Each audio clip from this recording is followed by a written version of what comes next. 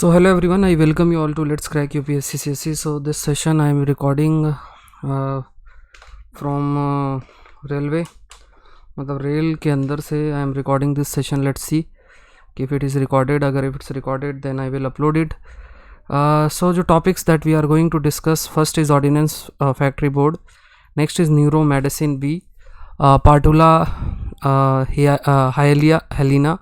All these are prelims related topics. Then you have a methane eating microbes, disruptive technology in healthcare. What is the disruptive technology in healthcare? Oculu dentavis naga, ये भी this is also a prelims topic. Then you have section 43D5 of UAPA, ये भी news में भी है, तो that also we are going to discuss. This is related with the polity section, ये polity section का topic है. So this session is presented by me. My name is Saurabh Pandey. ये topics that we are going to discuss under prelims booster, ये जो questions हैं आपके वो इस पर based हैं. So this session is presented by me. My name is Saurabh Pandey. अगर आप IAS एग्ज़ाम की तैयारी कर रहे हैं, अकेडमी से अभी तक नहीं जुड़े तो आप ज़रूर से जुड़े. सारे सब्जेक्ट्स जो आप देख रहे हैं उन सभी की लाइव क्लासेस आपकी कंडक्ट होती हैं. Optional again I have launch this optional already, classes आपकी चल रही हैं. फुल कोर्स आपका जुलाई 5 और जुलाई 13 से आपका स्टार्ट होगा. जुलाई 13 से आपका स्टार्ट होगा. सो करंट अफेयर्स के लिए आप मुझसे जुड़ सकते हैं. If you are using this code SPLIV, जो अमाउंट है that amount will reduce by 35%. तो इसका भी आप एक बेनिफिट उठा सकते हैं अगर आप GS और ऑप्शनल दोनों का सब्सक्रिप्शन लेते हैं. अभी 20 बुकलेट्स भी आपको मिलेंगे. लोन का भी ऑप्शन है आपके पास. Iconic subscription if you are taking, तो ये सारी चीज़ें हैं. Personal guidance, test analysis, expert guideline, study material और ये सारी चीज़ें. ये प्राइस आप देख सकते हैं आइकॉनिक और प्लस का, जो कि अभी रिड्यूस हो गया. तो जब आप सब्सक्रिप्शन लेते हैं तो उसमें जितने भी बैच कोर्सेस आपके आते हैं वो सब आप देख सकते हैं. मेरे द्वारा इंडिविजुअल कोर्सेस आप देख सकते हैं और सारे दूसरे कोर्सेज भी देख सकते हैं. या आपके सभी आपके मेंटर्स होंगे. अनअकैडमी कॉम्बैट का भी आप हिस्सा बन सकते हैं if you are using the code SPLIV. ये कोड इस्तेमाल करके संडे को जो आपकी ये होता है 11 बजे, तो हिंदी और इंग्लिश में आप कर सकते हैं. Let's start the first topic. जैसे मैंने आपको कहा कि आई am recording this session from the train. So with in around you can say in 1 hour I will reach Jaipur. और बट आई थॉट क्योंकि ट्रेन पूरी खाली है तो आई कैन रिकॉर्ड इट हियर. एक छोटा सा वीडियो भी आई विल क्रिएट जिससे कि I can share in the group. आप देख सकते हैं किस तरीके से अभी ट्रेन का हालत है, but it's in a good condition, so I can record. So पहला टॉपिक देखते हैं, Ordnance Factory Board. The union cabinet ने अप्रूव किया कि जो ऑर्डिनेंस फैक्ट्री बोर्ड है उसको कॉर्पोरेटाइज किया जाए. लगभग 41 फैक्ट्रीज हैं, मेनली जो डिफेंस रिलेटेड इक्विपमेंट्स बनाने का काम इनका रहता है. सो 7 fully government owned corporate entities, मतलब इनके ओनर्स भी कौन होंगे, सरकारी इसकी ओनर होगी. तो कॉर्पोरेट फैक्ट्री बोर्ड है उसको 41, जिसमें 41 फैक्ट्रीज़ हैं, इनको 7 fully government own corporate entities में कन्वर्ट किया जाएगा, जिस तरीके से डिफेंस सेक्टर अंडरटेकिंग है. तो ये जो टॉपिक्स हैं ये आपके हिंदू की वेबसाइट से हैं. 2 एडिटोरियल्स हैं जो आज हमारे काम के हैं, हिंदू में आए. बाकी टॉपिक्स आपके हिंदू के मतलब हिंदू की वेबसाइट से है. सो वंस इम्प्लीमेंटेड, जो ये ऑर्डिनेंस फैक्ट्री बोर्ड हैं द एस्टैब्लिश्ड ऑफ जो मतलब आपका ब्रिटिश एरा से ये जो आपका चल रहा है ये अब नहीं रहेगा, एक नए फॉर्मेट में आपका रहेगा. कोलकाता का जो है हेड क्वार्टर है, कोलकाता इसका हेड क्वार्टर है. जो ऑर्डिनेंस फैक्ट्री बोर्ड का ऑर्डिनेंस फैक्ट्री बोर्ड है उसका जो हेड क्वार्टर की अगर बात की जाए दैट इज़ इन कोलकाता, और ये आपका डिपार्टमेंट ऑफ डिफेंस प्रोडक्शन के अंदर आता है. सो कई सारे रिकमेंडेशंस भी कई कमिटीज़ के द्वारा दिए गए थे कि किस तरीके से ये जो ऑर्डिनेंस फैक्ट्री बोर्ड्स हैं इनके एफिशिएंसी और अकाउंटेबिलिटी को इंक्रीज़ किया जाए. इसमें जो एम्प्लॉयज़ कम काम कर रहे हैं उनको डेपुटेशन के बेसिस पे मतलब इन्हीं एंटिटीज़ में जो जैसे 40 के आसपास जो एंटिटीज़ हैं इनको 7 उसमें डिवाइड किया जा रहा है, तो उसी में वो कार्यरत होंगे. ये सारी चीज़ें वो बाद में डिसाइड किया जाएगा, बट ये एक स्टेप लेने का कहा जा रहा है. Like in these 41 factories will be converted into 7 government entities. Next है डीकोडिंग स्नीच रिफ्लेक्स. ये एक टर्म यहाँ पे मेंशन है, न्यूरो मेडिसिन B, तो ये आपको याद रखना है. तो small tickle in nose exposure to irritant and viral infection, किसी भी वजह से, जैसे अगर आपके नोज़ के अंदर कुछ भी ऐसा चला जाए, वायरस बैक्टीरिया कुछ, तो ये स्नीचिंग आती है. स्नीचिंग फ़ायदेमंद भी होती है क्योंकि जो भी चीज़ें होंगी that will be removed, but the cellular pathway neuron behind them have been hardly understood, कि इसके पीछे रीजंस क्या है। सो नई स्टडी ने हाईलाइट किया कि एक मॉलिक्यूल है जिसका नाम है न्यूरोमेडिसिन बी, ये इंपॉर्टेंट है फॉर स्नीचिंग, ये काफ़ी इंपॉर्टेंट है स्नीचिंग। और जब ये molecule when this molecule was blocked test mice did not sneeze. तो ये कहने का क्या मतलब है कि जब अगर नोज़ में कोई भी ऐसी चीज़ आती है, virus, bacteria, so it can be removed, ये स्नीचिंग की वजह से ये रिमूव हो जाता है। लेकिन इसके पीछे जो एक न्यूरो या आप कह सकते हैं मेंटल लेवल पे जो चेंजेस होते हैं, जो सिग्नलिंग जाती है कि हाँ अब स्नीचिंग करो, उसके पीछे जो मॉलिक्यूल है that is neuromedin B. So this molecule is basically responsible for the sneezing. ये प्रीलिम्स के लिए आपको ध्यान में रखना है। अगर इस मॉलिक्यूल को रिमूव कर दिया जाए तो स्नीचिंग आपकी नहीं होगी। स्नेल सर्वाइवल स्किल, ये भी हिंदू की वेबसाइट का ही टॉपिक है। 40 ईयर्स एगो ह्यूमन ने North America brought the North America rosy wolf snake, snail जो स्नेल होता है छोटे छोटे होते हैं, आइलैंड तहीटी। अब ये जो आपका है आइलैंड तहीटी में इसको लेकर आया गया था नॉर्थ अमेरिकन रोजी वुल्फ स्नेल को। ये इसकी वजह से दूसरी बहुत सारी स्नेल की species they were not able to survive, लेकिन एक थी जिसका नाम था सेल्ड पार्टुला हाइलिना, ये सर्वाइव कर पाई थी। और इसके पीछे क्या था कि it could tolerate more sunlight than its predator, मतलब जो रोजी वुल्फ स्नेल थी उससे भी ज़्यादा सनलाइट को टॉलरेट कर सकता था। तो जो एडाप्टेबिलिटी थी वो आपका हायर था, बिकॉज ऑफ दैट दिस सेल्ड पार्टुला हाइलिना, ये स्नेल अपने आप को सर्वाइव कर पाई।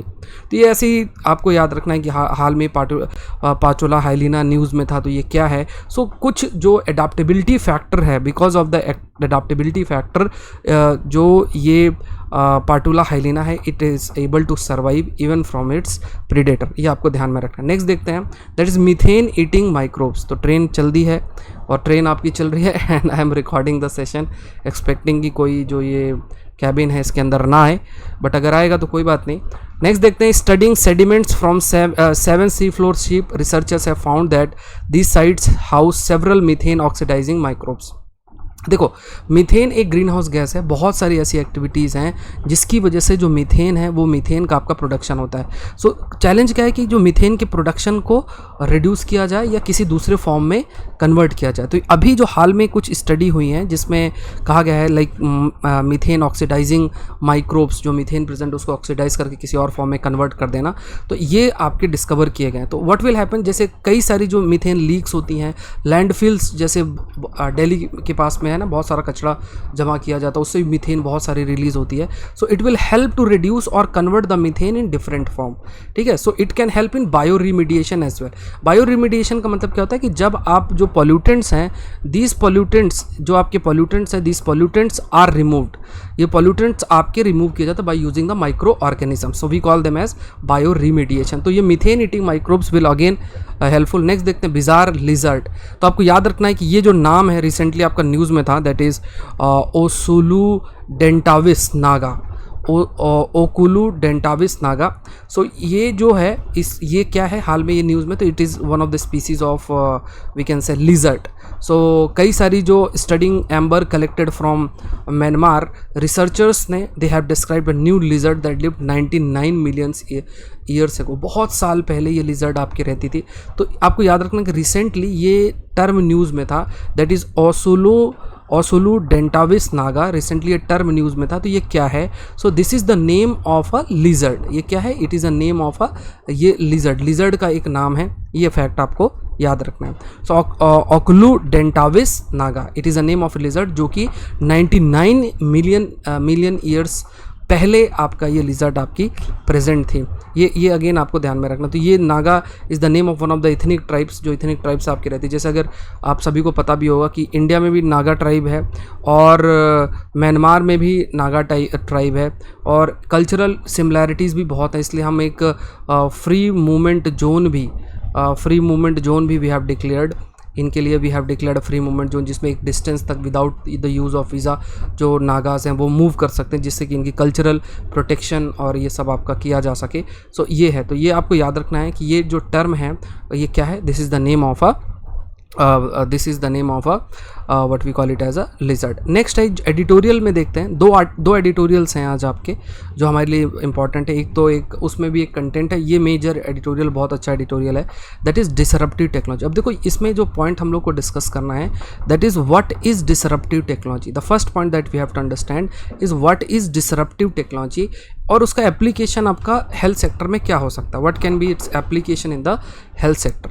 So the definition of disruptive technology, तो ये टॉपिक आपका हेल्थ और टेक्नोलॉजी को मिला के फ्रेम हो सकता है, ठीक है, हेल्थ और टेक्नोलॉजी को मिला के आपके लिए फ्रेम हो सकता है जो प्रश्न है दैट कैन बी फ्रेम्ड। तो ये जीएस पेपर 3 टेक्नोलॉजी के अंदर भी प्रश्न फ्रेम हो सकता है और हेल्थ और टेक्नोलॉजी को मिला के भी कैसे हम ट्रांसफॉर्म कर सकते हैं हेल्थ को, उसके लिए भी प्रश्न आपके लिए फ्रेम हो सकता है। सो लेट्स सी डिफरेंट जो भी आपके पॉइंट्स हैं, let's discuss.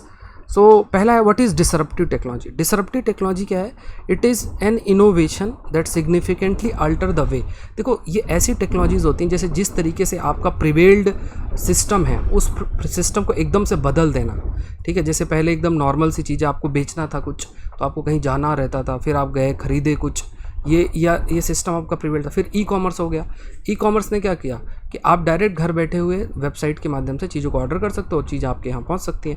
So such type of technology जैसे ride sharing apps, GPS system, online news sites, all these are considered as a disruptive technologies. ये एक काइंड ऑफ क्या है, इनोवेशन है। जैसे अभी हेल्थ सिस्टम में क्या है, हमारा हेल्थ सिस्टम में हम लोग जाएंगे, डॉक्टर से मिलेंगे, है ना, फिजिकली, लेकिन आज के समय में टेलीमेडिसिन भी है, आप वीडियो कॉन्फ्रेंसिंग या दूसरे मेन मैकेनिज्म का इस्तेमाल करके डॉक्टर्स तक पहुंच सकते हो। सो वो भी क्या है, this is also an example of a disruptive technology. The point is whether we can use this disruptive technologies in the health sector और नॉट। हेल्थ सेक्टर पे क्या हम डिसरप्टिव टेक्नोलॉजी को यूज़ कर सकते हैं कि नहीं। सिस्टम और habit it replaces because it has attributes that are recognizably superior. कहा यह जाता है कि जो टेक्नोलॉजी आती है क्योंकि इनका इम्पैक्ट ज़्यादा होता है, इनका इन्फ्लुएंस ज़्यादा होता है, इनका एफिशिएंसी ज़्यादा होती है, इस वजह से इनका एडॉप्शन बढ़ता है और इट चेंजेस द सिस्टम। किस तरीके से कार्य हो रहा है वो चेंज हो सकता है। तो हेल्थ सेक्टर में भी disruptive technologies can be used, ये पॉइंट आपका हाईलाइट किया गया है। सो global media of established innovative field hospital using robot. अब देखो कंटिन्यूस बेसिस में आज के समय में क्या है, पेंडेमिक है, ये पेंडेमिक SARS-CoV-2 का वायरस है। ये वायरस बहुत ज़्यादा तेज़ी से ट्रांसमिशन इसका होता है और इसमें हमें अपने जो भी हेल्थ केयर वर्कर्स हैं उनको प्रोटेक्ट करना बहुत ज़रूरी है। सो अगर वो कांटेक्ट में आएंगे तो पॉसिबिलिटी ट्रांसमिशन बढ़े, ये पॉसिबिलिटी आपकी हो सकती है। तो क्या हम टेक्नोलॉजी का इस्तेमाल कर सकते हैं? तो कहा गया कि जैसे रोबोट का इस्तेमाल किया जा सकता है। रोबोट्स का है ना, जैसे जो कोविड-19 अफेक्टेड पेशेंट है उनके केयर के लिए रोबोट का इस्तेमाल किया जा सकता है। इवन चाइना के हॉस्पिटल्स में 5G पावर्ड टेम्परेचर मेजरमेंट, जैसे टेम्परेचर किसी का अगर टेम्परेचर हाई है, कहीं कोई एंटर कर रहा है उसका टेम्परेचर हाई है, मतलब कि मैटर ऑफ कंसर्न है, तो उसको नापने का काम एक आप रोबोट का कर रहे हो या किसी ऐसे डिवाइस का इस्तेमाल कर रहे हो। दूसरे कई सारे ऐसे रोबोट होते हैं जो हार्ट रेट है, ब्लड है, इसको भी ब्लड ऑक्सीजन लेवल है उसको भी ये नाप सकते हैं। तो ये सब चीज़ें आपको देखने को मिलती हैं। दूसरा कहा गया कि फॉर एग्जांपल जो नई टेक्नोलॉजीज़ हैं they can be used for the welfare of the society. कोई भी टेक्नोलॉजी है, किसी भी तरीके से technology, they can be used for the welfare of the society. बहुत से डिजीज़ हैं, उनको आइडेंटिफाई करने के लिए, डिजीज़ के स्प्रेड को रोकने के लिए, डिजीज़ के ऊपर रिसर्च एंड डेवलपमेंट करने के लिए बहुत से जो टेक्नोलॉजीज़ हैं उनका इस्तेमाल आपका किया जा सकता है। For example artificial intelligence, blockchain, cloud computing या quantum computing, data analytics, 5G technology, all these are technologies which can be used for the welfare. जो वेलफेयर है we can say welfare of the society के लिए आपकी इस्तेमाल हो सकती है। तो ये जो टेक्नोलॉजीज़ हैं इनका जो एप्लीकेशन है वो कंटिन्यूसली आपका इंक्रीज भी हो रहा है। ब्लॉकचेन टेक्नोलॉजी की बात की जाए तो it can help in addressing the interoperability. मतलब जैसे कोई कंप्यूटर सिस्टम है या सॉफ्टवेयर है, वहाँ पे एक डेटा स्टोर्ड है, कहीं और डेटा स्टोर्ड है, उनके बीच में डेटा को एक्सेस कर पाना ये आपका पॉसिबल है because of this blockchain technologies. क्योंकि इन ब्लॉकचेन टेक्नोलॉजीज़ में डिफरेंट आपके ब्लॉक्स प्रेजेंट होते हैं और वहाँ पे डिफरेंट जो इन्फॉर्मेशंस हैं वो स्टोर रहती है। तो बहुत ज़्यादा सिक्योर भी होता है ब्लॉकचेन टेक्नोलॉजी की अगर आप बात करें। तो we can use this blockchain technology in health care information management as well. तो ये पॉइंट भी आपको ध्यान में रखना है। Health blockchain would contain a complete index history. अब देखो हेल्थ ब्लॉकचेन जो एक ब्लॉकचेन है, ब्लॉकचेन आपने क्रिएट किया, हेल्थ ब्लॉकचेन जो आपने क्रिएट किया है, ये क्या होगा, इट विल हेल्प कि जितनी भी मेडिकल डेटा है वो सारा आपका रहे, और ये मेडिकल रिकॉर्ड है, this can be access with certain we can say कुछ आपके कंस्ट्रेंट रहेंगे और सर्टेन सिक्योरिटी के साथ this data can be accessed. एक वी कैन से जो डेटा है वो सिक्योर्ड नेटवर्क में आपका स्टोर भी रहे, ऑथेंटिकेटेड भी रहे, और जहाँ भी ज़रूरत हो तो it can be used as well for the medical purpose as well. ये आपको ध्यान में रखना है। सो यहाँ पे क्या है कि फॉर्मल मेडिकल रिकॉर्ड्स के लिए, health data for mobile application and wearable sensors के लिए। वियरेबल सेंसर्स का मतलब जैसे अगर आपने कुछ आज के समय में ऐसी ऐसी टेक्नोलॉजीज आई हैं, अगर आप पहनोगे तो उससे आपको मतलब जैसे घड़ी आपने पहना तो कैलोरी कितनी बर्न हुई चलने से, कितना ज़्यादा आपका हार्ट रेट है, पल्स रेट कितना, ये सब कुछ आपको आपकी बेसिक इन्फॉर्मेशन आपको मिल जाती है। So for that if you are using a data, आपके पास डेटा है, जो आपकी बॉडी का डेटा है वो गया आपके दूसरे डेटा से मिलके और एक कंक्लूजन सामने आया। For that purpose health blockchain technology can be used. फिर आपका हो गया बिग डेटा एनालिटिक्स का यूज़ भी किया जा सकता है। इसमें क्या है कि डेटा एनालिटिक्स बहुत इंपॉर्टेंट है। जैसे अलग अलग डेटा आपके प्रेजेंट है, कुछ सिम्टम्स आए और भी बहुत सारी चीज़ें आई, तो डेटा एनालिटिक्स उस डेटा को एनालाइज करेगा और एनालाइज करने के बाद उसके बेसिस पे कुछ कंक्लूड करना। So early detection of disease के लिए भी इम्पॉर्टेंट हो जाता है। इवन जो हॉस्पिटल हेल्थ केयर फैसिलिटीज़ हैं वो भी कई सारे डेटा है, उन डेटा को इस्तेमाल कर सकती हैं। ये भी है आपका artificial intelligence, internet of medical things, मतलब अलग अलग जो चीज़ें हैं, मेडिकल इक्विपमेंट्स हैं, they are connected with certain internet और कम्युनिकेशन मीन, जिससे उनको आपस में कनेक्ट किया जा रहा है, उनसे जो डेटा है दैट कैन बी शेयर्ड। ये एक पॉइंट आपका हाईलाइट किया गया है। उसके अलावा कई सारे जो एरियाज़ हैं हेल्थ केयर में, वहाँ पे artificial intelligence, internet of medical things, इनका इस्तेमाल भी कंटिन्यूस बेसिस पर हो रहा है। क्लाउड कंप्यूटिंग एक दूसरा एप्लीकेशन है जहाँ पे क्या है कि सारा का सारा जो हेल्थ केयर डेटा है वो आप स्टोर कर सकते हो। जो हेल्थ केयर डेटा आप स्टोर करोगे उस डेटा को आप एक्सेस कर सकते हो ज़रूरत के हिसाब से, उसको डॉक्टर्स एक्सेस कर सकते हैं, आपका मेडिकल रिकॉर्ड क्रिएट हो सकता है, ट्रीटमेंट के लिए इस्तेमाल हो सकता है, आपकी मेडिकल हिस्ट्री बन सकती है, इंश्योरेंस पॉलिसीज़ के लिए भी काफ़ी ये हेल्पफुल रहेगा। सो वर्ल्ड हेल्थ ऑर्गेनाइजेशन ने भी इस पॉइंट को हाईलाइट किया है कि यूनिवर्सल हेल्थ कवरेज ये सिंगल मोस्ट पावरफुल कंसेप्ट है पब्लिक हेल्थ की बात अगर की जाए तो। Universal health coverage, universal health मतलब सभी तक जो हेल्थ है केयर पहुंचे, हेल्थ केयर की जो एक्सेसिबल हो ये इंश्योर करना, अफोर्डेबल हो ये इंश्योर करना, मतलब हेल्थ केयर की एक्सेसिबिलिटी और अफोर्डेबिलिटी को इंश्योर करना।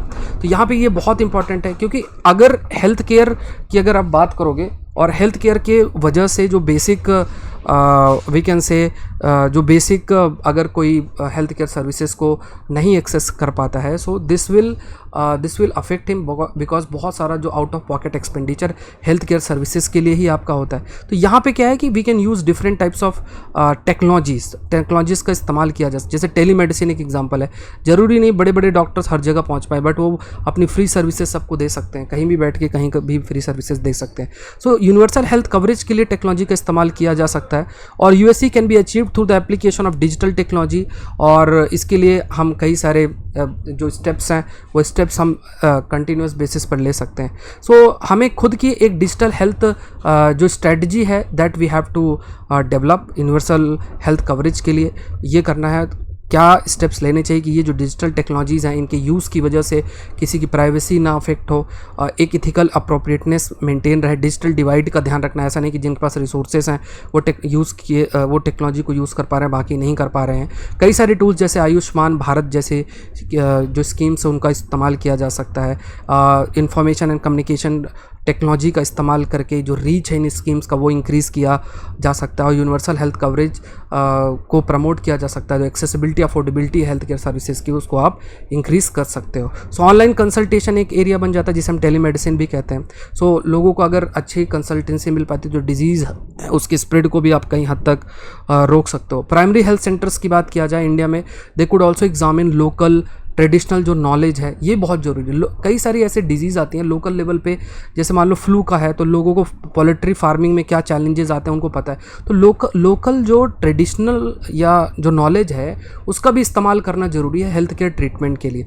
प्राइमरी हेल्थ केयर सेंटर्स में भी जो लोकल नॉलेज है तो ये कैसे एक साथ आप कलेक्ट कर सकते हो, ये आज के समय में टेक्नोलॉजी के माध्यम से ये सारा का सारा जो डेटा है, this data can be collected and can be used. तो ये पॉइंट्स सारे आपको ध्यान में रखना है। तो यहाँ पे ज़रूरी क्या है कि हेल्थ डेटा का स्टैंडर्डाइजेशन, जो ऑर्गेनाइजेशनल डिवीज़न उसको ब्रीच करना, डेटा सिक्योरिटी को इंश्योर करना, प्राइवेसी को रेस्पेक्ट करना, ये लाइन बहुत इंपॉर्टेंट है, ऑर्गेनाइजेशन सिलोस को ब्रेक करना, ये सब आस्पेक्ट है। लेकिन इसके लिए आपको हाई इन्वेस्टमेंट की भी ज़रूरत है। तो डेटा सिक्योरिटी इंश्योर करना, डेटा प्राइवेसी इंश्योर करना, हेल्थ डेटा को स्टैंडर्डाइजेशन करना, ऑर्गेनाइजेशन सिलोस को ब्रेक करना। नेक्स्ट देखते हैं judicial pushback to draconian legal regime. इन्होंने बहुत ही आपका ऐसे आर्गूमेंट्स दिए हैं जो कि आप एग्जाम में नहीं लिख सकते हो, लेकिन यहाँ पे हमारे लिए जो एक पॉलिटी का टॉपिक बन जाता है, this is related with section 443D5 in the unlawful activity prevention act of 1967। तो ये क्या कहता है, देखो बेल की क्यों ज़रूरत होती है। अगर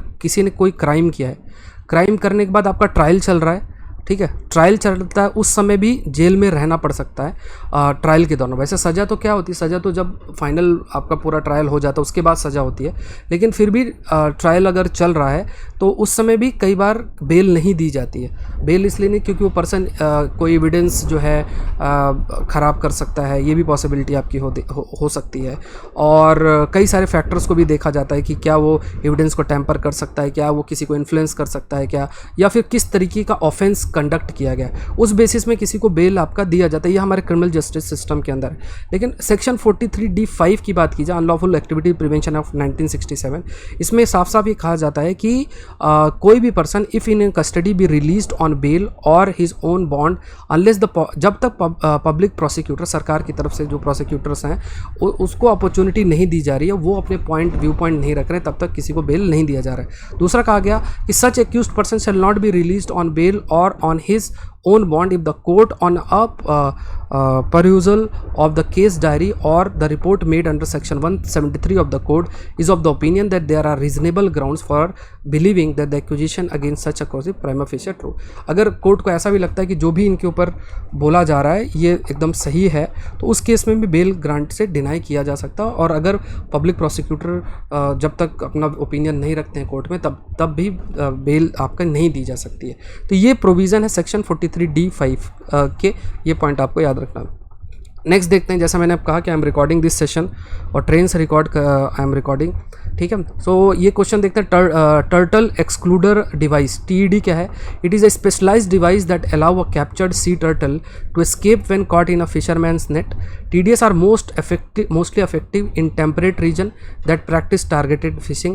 In 1996 the government of India proposed legislation for the requirement of modified indigenous turtle excluder device to be used by the local fisherman. तो देखो ये जो प्रश्न है प्रीलिम्स बूस्टर के अंदर, यहाँ पे तीनों ही स्टेटमेंट सही हैं, आंसर जो है 1 2 3। ये टॉपिक आप को ध्यान में रखना है। इस समय न्यूज़ में भी था काफ़ी, है हमने डिस्कस भी किया था। ये डिवाइस है जिसमें क्या है कि अगर जो ट्रॉलर्स हैं उस पर फिशर नेट होते हैं तो उसमें फंसे ना कोई टर्टल फंसे ना, इसके लिए TED कहते हैं इसको, टर्टल एक्सक्लूडर डिवाइस। ये मोस्टली अफेक्टिव है टेम्परेट रीजन में दैट प्रैक्टिस टारगेटेड फिशिंग। उनको रहता है कि हम, लेकिन अभी क्या है कि इतनी ज़्यादा डाइवर्सिटी फिशिंग की है, फिशर्स हैं छोटी बड़ी है, तो ये इतना सक्सेसफुल आपका नहीं हो पाता है। 1996 में गवर्नमेंट ऑफ इंडिया ने प्रपोज भी इसके लिए किया था कि इसको लोकल फिशरमैन थोड़ा इसको मॉडिफाई करके यूज़ कर सकते हैं। तो आपसे पूछा जा सकता है इंडिजिनस TED या क्या है, रिसेंटली TED न्यूज़ में है।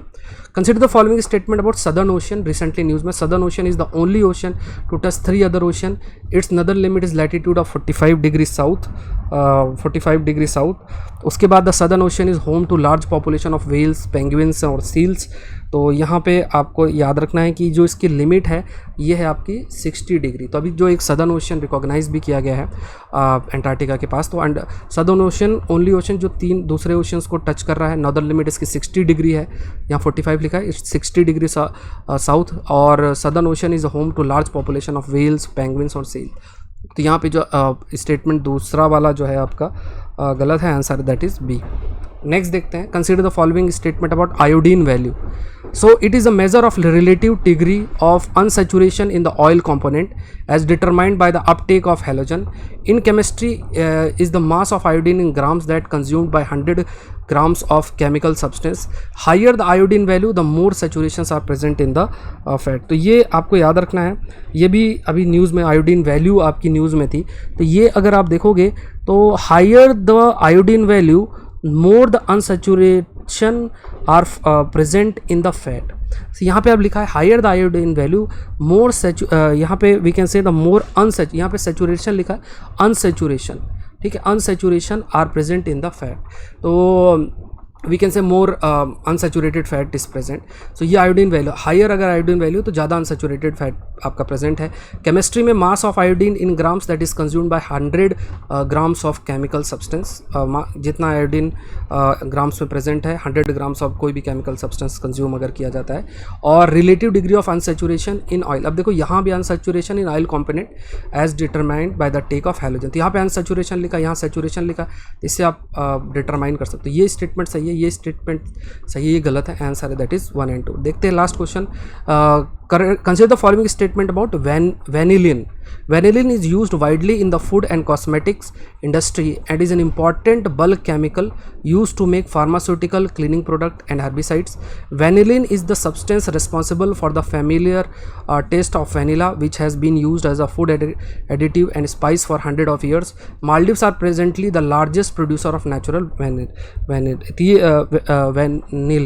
तो यहाँ पे अगर आप देखते हो तो मेडागास्कर सबसे ज़्यादा प्रोड्यूसर है, नॉट मालदीव्स, मेडागास्कर है, ये स्टेटमेंट गलत है। ये वाइडली फूड और कॉस्मेटिक इंडस्ट्री में इसका काफ़ी ज़्यादा इस्तेमाल होता है, फार्मास्यूटिकल, क्लीनिंग प्रोडक्ट, फार्बिसाइड्स। और vanillin is the substance responsible for familiar taste of vanilla के लिए जो टेस्ट है, आप आइसक्रीम भी खाते हो तो वैसा जो टेस्ट आता है दैट इज़ वैनिलिन सब्सटेंसेस के लिए रेस्पॉन्सिबल होता है। तो फूड के लिए भी, फूड एडिटिव के रूप में भी इस्तेमाल आपका होता है, तो आंसर इसका 1 and 2।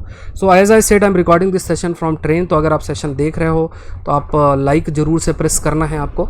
हमने काफ़ी सारे टॉपिक्स को डिस्कस किया, आज के लिए इतना ही। आई होप ये सेशन आपके लिए हेल्पफुल रहा होगा और मिलते हैं कल लाइव सेशन में। Thank you everyone and let's crack it. एक छोटा सा वीडियो भी मैं आपके लिए शेयर कर रहा हूँ ग्रुप में। Thank you.